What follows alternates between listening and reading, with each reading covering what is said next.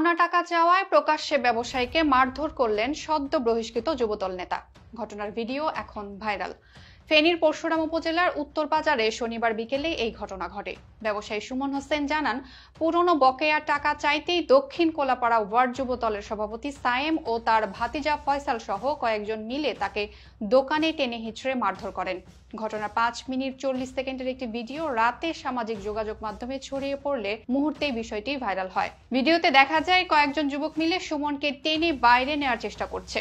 এক পর্যায়ে তার গায়ের জামা কাপড় ছিঁড়ে যায়। মারধরের পর বর্তমানে তিনি উপজেলা স্বাস্থ্য কমপ্লেক্সে চিকিৎসাধীন। এ ঘটনায় মামলার বিষয়ে পরিবার সিদ্ধান্ত নেবে বলে জানান তিনি। এদিকে অভিযুক্ত সায়েমের বিরুদ্ধে এর আগেও দলীয় শৃঙ্খলা ভঙ্গের অভিযোগ ছিল। গত 25 জুন ফেনী জেলার যুব দলের নির্দেশে তাকে পদ থেকে অব্যাহতি দেওয়া হয়, যা দলীয় প্রেস বিজ্ঞপ্তিতেও উল্লেখ করা হয়েছে।